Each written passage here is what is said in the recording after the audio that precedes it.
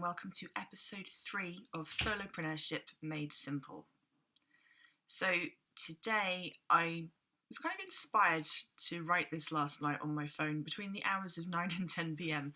and that's kind of what I want to talk about today.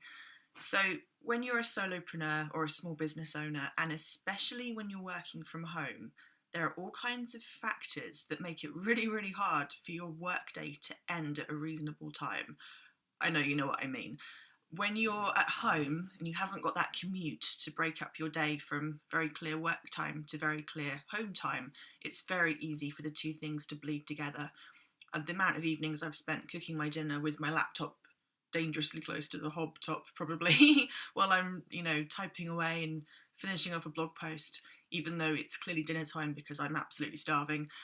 And it all blurs together, and that has been the case for a while. I know I had that habit when I was in the employed world as well. I would tend to take my work home with me, so perhaps some of us are just that way inclined anyway. But I do think it becomes quite a lot worse when it's your own business because you have so much responsibility for it.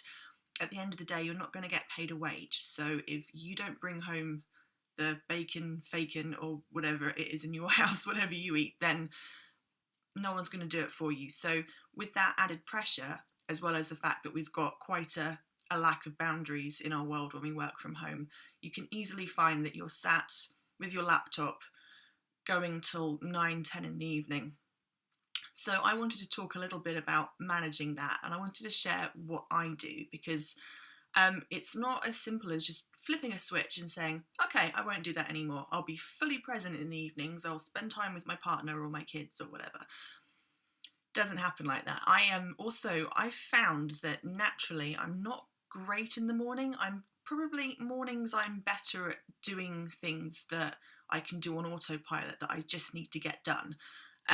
But when it comes to being creative, and there's a lot of creativity in my job, I find that my brain starts to light up and I become more creative in the early evening. That's just how I am. So the question then is, do I fight what my brain wants, my natural drive to create in the evenings, or do I completely give into it and sit there until 1, 2, 3 in the morning, letting my brain fire in all random directions, but then also the next day being completely exhausted and not fit for work? Or do I compromise? So I've got a bit of a pattern going at the moment that's working for me, and it's not going to work for everyone. I really think you need to find your own depending on what times of the day you're better at different tasks. But for me, this is what's currently working. So I do keep normal office hours. I do start work at 9 in the morning, and I do keep going long past 5 o'clock. But I've given myself a couple of sort of deadlines, and they're steps. I can't just switch off from tech and from work, so I have a few different steps. So I will allow myself, if I'm feeling creative and if I need to be on my laptop, I will allow myself to have my laptop until 9 p.m. At 9 p.m, laptop ban. Close the lid, put it upstairs, come back downstairs, and try and be sociable. But also I will have my phone still. So between the hours of 9 and 10, I might still feel that I'm having creative ideas and I want to capture them. So between 9 and 10, I open the Notes app on my phone and I jot my ideas down then. And this is where the idea for today's podcast came from. Last night, I was sat on the sofa between 9 and 10, thinking creative thoughts, and I thought, I should talk about this thing that I'm actually doing. So this became notes in my iPhone, which I'm making the podcast from now. And then, and also I'm in social media as well, because it's quite addictive. And a lot of my friends are in day jobs, so they're not on social media until the evening. So I get the most interaction then. So of course I'm still on social media. At 10 o'clock is my phone ban time. So 10 o'clock, phone goes down. And I think about winding down so that I can go to sleep, have a good night's sleep and be human tomorrow. I'm still going to be having some random neurons firing though. If I get a creative idea, I do not want to lose it. I really like what Elizabeth Gilbert said in her book Big Magic about ideas not necessarily belonging to the individual. They sort of come as downloads from the universe, and when you get one, you're meant to take it, and if you don't take it, it will go off somewhere else and somebody else will have your idea. So I don't know if I've explained that very well or not. Read Big Magic, it's absolutely fantastic. She tells a great story of a book idea that came to her that she didn't act on, and then years later she met the author who did act on the very same idea. And the similarities in their story and their character, that the protagonist in the book, exactly the same as Elizabeth Gilbert's idea. Absolutely crazy, but it's not a common sort of idea for a character. She was a really specific, unique character. So it was so freaky that they both had the very same book, but Elizabeth Gilbert passed it up because she was busy with other things. The other author took it and now has that book out there in the world. It's crazy. So with that in mind, I don't want to lose my ideas when they come to me. So 10 p.m. onwards, I'm just old school, notepad and pen, because I can't sleep if I'm full of ideas, but I know that I need to sleep because staying up late is not going to help me be my best the next day. And that's important too. There's a lot more to solopreneurship than just being creative. You've got to be able to do as well. Operations is pretty critical. So if you're not awake and on it and doing things correctly the next day, big problem. So I think that creativity, for me anyway, it feels like something that I need to manage. I need to embrace it and use it, but not let it rule my business and my life, because there are two hemispheres to the brain. There's left and right. And when you're being creative, your right hemisphere is firing, and that's great. But if it takes over, then the left brain logic goes out the window. And then what happens to your business? All sorts of drama. So keep it balanced is what I'm saying. And so the last thing I do after 10 p.m. is I put my ideas that come to me down on a notepad. I like doing something that I don't even know who coined this name, but it's called the brain dump. And if you find that you can't switch off your brain enough to go to sleep at night, have a notepad and a pen by your bed.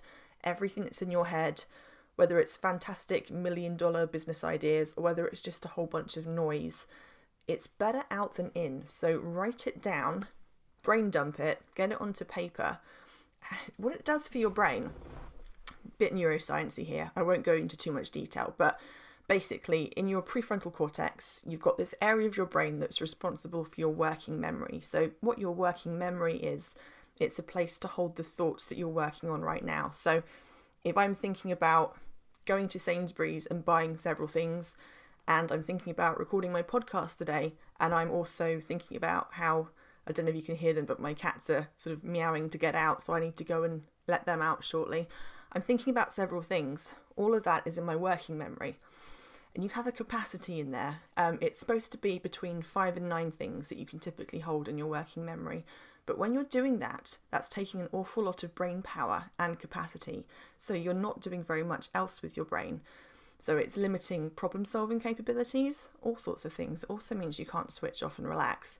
So if you're trying to sleep when your brain is full of, things held in working memory, that's why you can't switch off. Your brain is kind of scared to let you go to sleep, because if you forget those things that you are holding in your working memory, they're gone. They haven't been in your head long enough to be committed to long-term memory yet. So they're not stored. They're very much things that, think of it as if you're shopping. They're things that are in your shopping basket, but you haven't yet purchased them. So they're not yours. They're just things that you intend to have. And it's sort of, nothing's set in stone until you've paid for those items. They're not yours. So same thing with ideas in your head. If they've not been around long enough to be committed to long-term memory, they're not your crystallized memories. You could lose them. You could wake up tomorrow and forget. And your brain knows this, and your brain is scared to let you fall asleep and forget these things because they might be really important. So the trick, the hack, is just to write them down. Get them out of your head so your brain isn't having to hold on to them for you anymore. Know that they're safe because they're written down and you can refer to them at any time. Job done. Go to sleep. Relax. It's a good thing to know. A lot of people don't realise that's what's happening in their brain, and it's very simple. It's a very simple trick and it works brilliantly. So I really recommend that. So I guess my message for today, in a nutshell, is really just figure out what works for you. What times of the day are you best at being creative? What times of the day are you best at getting stuff done? When do you need to give yourself a break? And when do you need to look after the other people in your life and perhaps be present in the evening for family and friends? Find a healthy balance. Take some of these little hacks to help you. Give yourself a a curfew for your laptop, a curfew for your phone, notepads everywhere so you can't possibly forget a brilliant idea. Learn how to let go so that the next day tiredness isn't rolling into your next day and ruining it. Next day you've slept, you wake up, you go again, back on the wagon. Cool. All right, I'm going to leave that with you and I'll see you next week. Bye.